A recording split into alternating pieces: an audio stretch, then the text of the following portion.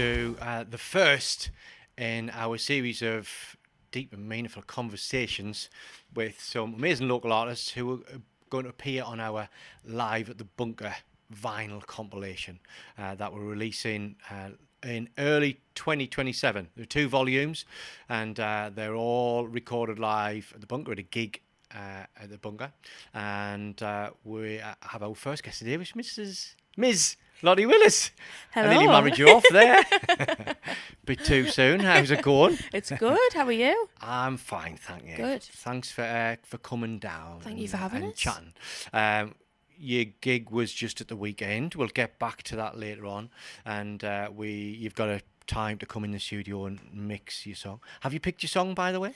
We're undecided. We were so struck on one, but after the performance, we've got some new ones that we're a little bit more keen on. So we haven't fully decided yet, actually. Either way, it's going to be one that isn't yet released, which is exciting. Yeah, it is exciting for us. I think for us to have 24 hopefully new tracks showcased in the city is absolutely amazing. So yes, we can't wait for that. But let's take us back a little bit. I know you've been singing and performing since you're about 14, haven't you? Yeah. All those years ago. What got you into it initially? What inspired you first to start playing and singing? So I've been going to I did piano lessons, but I was no good at piano. Was that at school or? I went to a private tutor. Yeah. Yeah. And through that, I then started singing lessons because I've been singing kind of forever. And then I ended up quitting piano because I was actually I couldn't even read music. I was rubbish. And then my mum was just saying on Facebook, the Young Musicians Project doing a gig in a week. So I'd been singing, I've been doing gigs. I was in a girl band when I was younger. So I've been performing kind of forever. And we found that, and it was something I'd not done before, and I was quite interested in it. So I did the gig in a week, and then I started at Young Musicians Project. I went for about 6 months and literally just sat in silence, did nothing. And then I wrote my first song, and then kind of it all just happened from there, yeah. What year was this? 2017 or 2018, and then the world kind of collapsed, didn't it? But take us back to that girl band. Tell us about that. Didn't know about that, mind. Do you know what? So many people didn't. We were called Sparkle, and we were like a little mix kind of wannabe group. Okay. Who put that together? So I used to go to a performing arts school in Hartlepool, and we were all just best mates. We went performing arts together, and then we decided to make a girl group, and we were just little mix wannabes, all the outfits, all the dances, and that as well. All the dances. See, that's where you get your dance moves from. So, and what was? How old were you then? I was probably from the age of 9 or 10 to probably about 15. Right, so we were together. We were best mates, so it didn't really feel like. Cool. Do you still keep in touch with the girls? Yes, still keep in touch with all the girls. Often go to gigs with, especially one of them I'm really close to, but I have been since nursery, so. Cool. Yeah. So then, joined YMP, which is a great kind of breeding ground for young musicians. It's got a massive alumni of people. And there was a period around 2017, 2018 when a load of really good female artists were kind of coming through off the conveyor belt, weren't there? I guess, did it at that point when you were starting to knock up your own tunes and part of this thing, which is, ran by the amazing Laura Brewis, big kind of female representation there. Did it feel, I imagine it felt loads different to the girl band, but did it feel as if you were something was happening, or did you just go along with it? Was it? I think I enjoyed it, and I enjoyed writing so much, and I had things coming, and gigs were kind of coming in. I just enjoyed it, and that was just that. I didn't really actually at that point think anything more of it. Right. I think at that point I knew for a few years I really enjoyed kind of just it being me and keys, and I still do the often solo gig, but I think I knew there was something that I kind of I'd done so many gigs in Sunderland, I'd kind of reached the I knew there was something more that I wanted to do. I'd done amazing support gigs and things like that. So then I got a band in 2023. One of those big gigs was the big racecourse one, wasn't Rag and it? Bone With Man, Rag and Bone Man, yeah. How many people were there? Oh It was gosh. a canny few thousand, Yeah, wasn't there it? was a Yeah. it Was was- that was the biggest one? Yes, Yes. biggest gig I've done. But at that point, you were getting rolled out kind of everywhere and everywhere, which is great opportunities.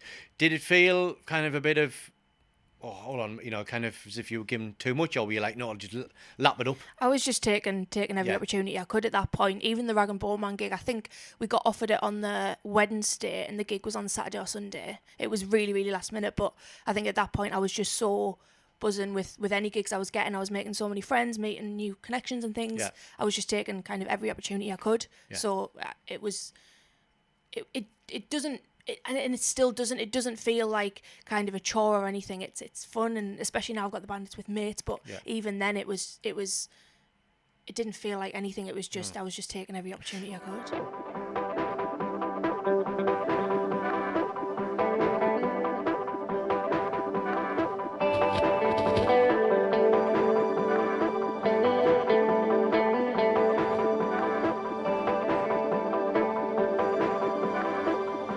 I've been avoided calling phone. It seems that every time I do, I just say something wrong, and I've been night in the club. I do something to annoy you, but I don't say nothing at all. You come to me like gravity. Oh baby, please. I'm into this gravity. Won't let me leave. God, I'm so stupid. I went and threw it. I can't delete the message. I wish I never sent it. I'm going crazy. Not my baby. I can't delete the message. I wish I never read it. I've been dreaming of a different life. I pack up all my shit and I'd move to the countryside, and I've been praying with a bottle of wine. Things would turn out different, maybe somewhere down the line. You come to me like gravity. Oh baby, please.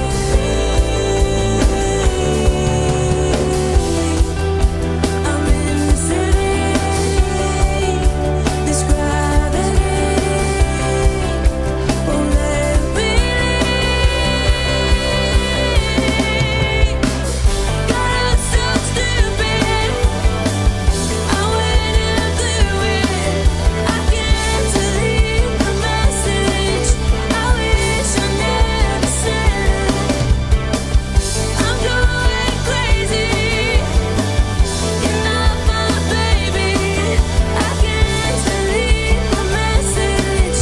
I wish I never read it. Just realised that Ghostwriter were behind those gigs, weren't they? So, Yeah. and like fast forward now, kind of, 7-8 years or whatever, you're working for Yeah. Ghostwriter now. Do you ever like chat about that? Do you kind of, Yeah, do you we have posters in the office, and I usually sit in front of the Rag and Bone Man one, and they're always like, oh yeah, like everyone comes in. We did a first aid course with Chris last week, and he was like, oh my god, that gig, and yeah, so we do talk about it, and they're all really supportive of my music as well, so yeah. Yeah, of course. So there was a point then, I guess, still a few years in between the band, but we had COVID, we had lockdowns. You were still doing bits of live stream performances, Yeah. whatever else, and you, I guess, became a bit less visible just because of that and other things. What kind of happened? What made you then get the band together and change the sound a little bit? Yeah, absolutely. I think, to be honest with you, I think I'd done loads of gigs between obviously starting to write and then COVID happened, and then I started sixth form, and that was kind of, music took a little bit of a backseat, and then I started uni, and then I literally did nothing for like 2 years, absolutely not. I didn't write anything, I didn't really do any gigs at all, didn't even post on like social media or anything. I literally just went radio silent for like 2 years, and then I left uni, and I'd signed up for the Generator program, and I'd got Kendall Calling through that, so then I'd had a band, some of them have kind of moved off to uni and moved away, and then we'd formed so Ben had joined us for the Kendall Calling gig, and then after that I was just kind of sending him bits and bobs because I always have done, and then from that he was like, oh, Elliot's quite keen to get involved, and then Sam was still really keen, and then I think from there obviously that's when we started really going for it and doing what we're doing now. I guess at the beginning it was session type of arrangement, wasn't it? But now you feel like a proper band? Absolutely. I think do you boss them around? They boss me. No, I don't. It's 50-50. We just do a bit of everything. Like we all decisions just made really collectively. Yeah, absolutely. And I think in the beginning it was I kind of wrote and brought to the band, but more recently we've started doing like collaborative writing. So I'll even come in with kind of a tune, and then the lads will work on, because I'm not very gifted in all of my songs, if I wrote them all myself, would have the same chords, all of them. So I usually take some lyrics, maybe some chords, but we end up changing them, and then we'll go to work with Connor, and Connor will make them sound even better. So the songwriting process has changed. Has the content, has the inspiration changed as you've grown over those years? I think like musically the sound has changed, so I think that it is massively shaped by what I'm listening to at the moment. So I love the likes of Pale Waves, Nivella, Japanese House, Fickle Friends, things like that. So I think that the musical has changed. We're I think I needed something to change. I think I'd done the solo writing songs with my keys, and then I took a little bit of a break, and what I was listening to changed, so what I wanted to sound like changed, and the lads have helped with exactly that. But you can still do that. Would I guess if there was the opportunity to do that again solo with the keys, you'd do that, or absolutely, yeah. Okay.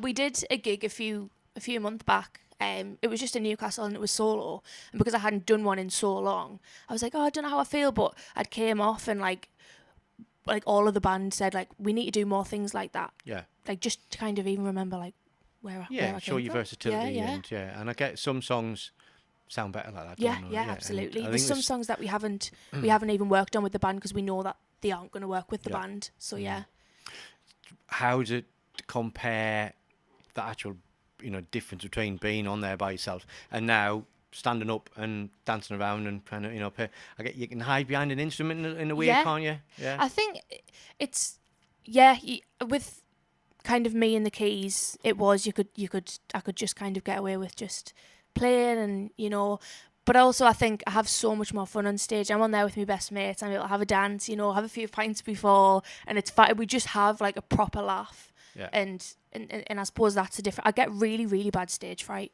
really bad. So when I was doing it by myself, I was just like, I was no good. But I think going on with my mates, it makes it a lot easier, and it's fun, and you can just kind of forget what's going on in front of you sometimes because you're just so like caught up in like dancing with your mates.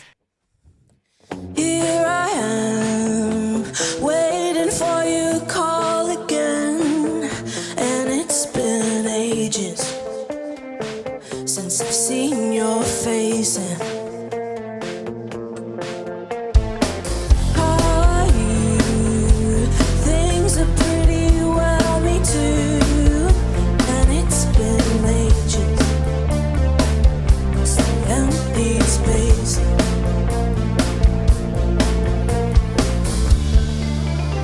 Can't figure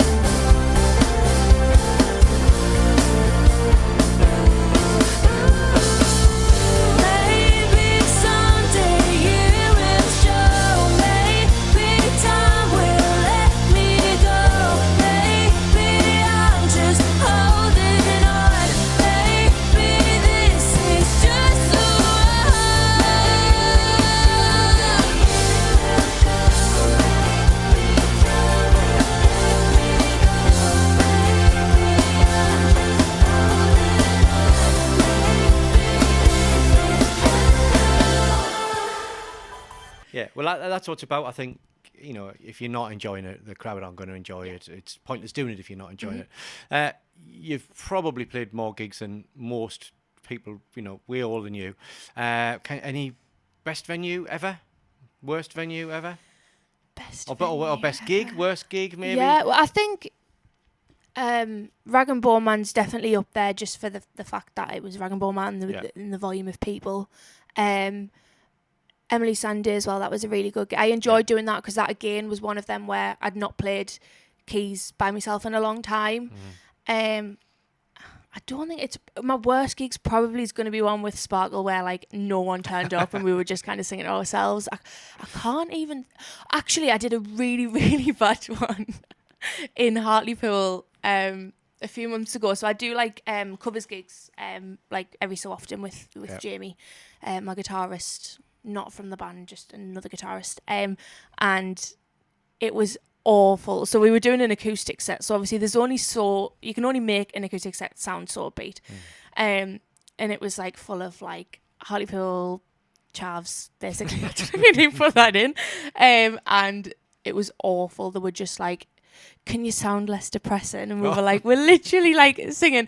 And then we did like a cover of Believe by Cher. And I think it was just because they didn't know the songs, but Believe went off. I think because they've got like a remix version of it, but that was really, really bad.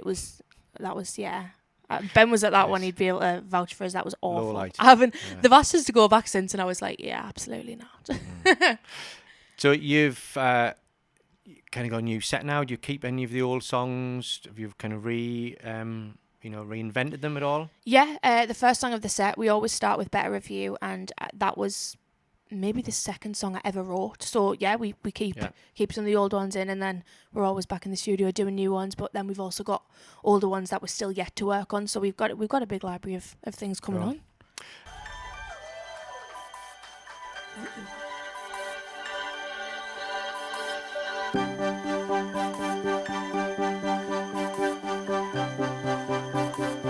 Feel free to have a boogie. It's Saturday, Ashley. Have a dance.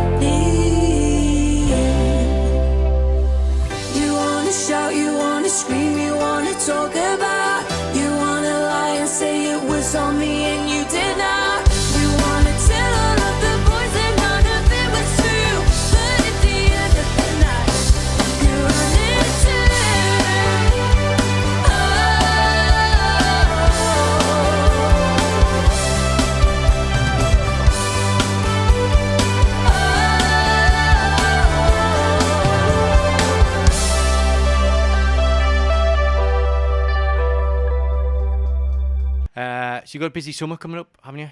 Yeah, got a few Yeah, festivals. few fizzies. Yeah. Where you off? We're at Munro Mm-hmm. in June.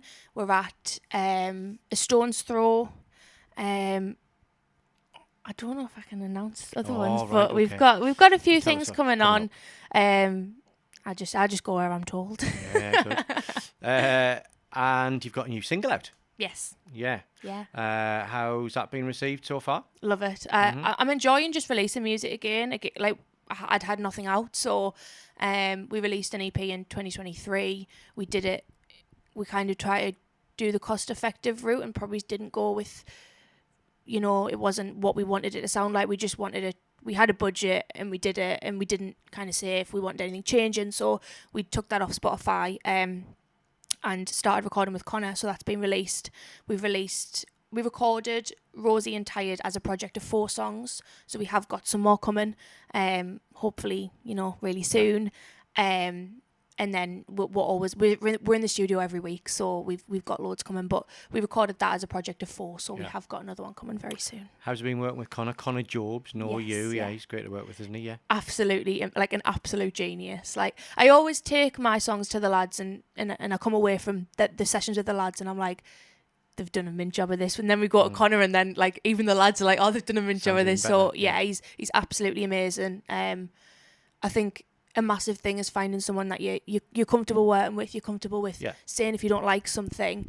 And with Connor, it's exactly that. We always, I feel like I can have an input, which is a massive thing. And he knows me sound, he knows what I want it to sound like, and he just does it. Yeah.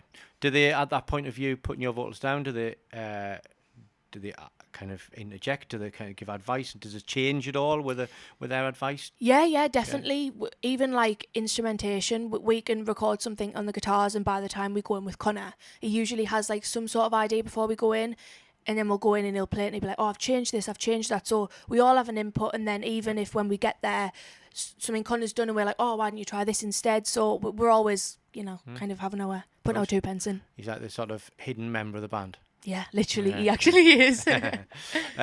So what else have you got coming, kind of, for the next year or so, I guess? What's the big plans? Because now you settled in your job, the band's at this point ready to take off, but what do you see for the next year or so? Yeah, hopefully just obviously getting these tunes out. Hopefully everyone loves them as much as we do. We've worked really hard on them. Continue to go in the studio, get some more things done. I need to really start writing. I haven't wrote in a little while, so there's probably something pending. And then just gigging, and just see what happens. Really, absolutely, definitely. Okay. So still undecided on the track that's gonna come out. Should be coming out in January. So by then, I'm sure everybody will have heard the track live, and they'll be desperate to hear it on the vinyl. Yeah. And how is it? For you, going to be on this vinyl that's going to sort of be, showcasing all of these bands from Sunderland? It's so cool. Yeah. Even when I got the gig, I was speaking to my dad about it, and he was, obviously my dad is obsessed with vinyl, and he was like, that is like the coolest thing ever. And I was like, I know. It's amazing, I think, to be on there, as you say, with so much local talent. Like it's amazing. And thank you for kind of having us on, and it's a pleasure. Yeah, you were top of our list. I mean, it's really tricky for us to try and keep it down to just 24 bands. I guess you can only get so many on 2 vinyls, but hopefully, it'll go that well, and there'll be volumes to come.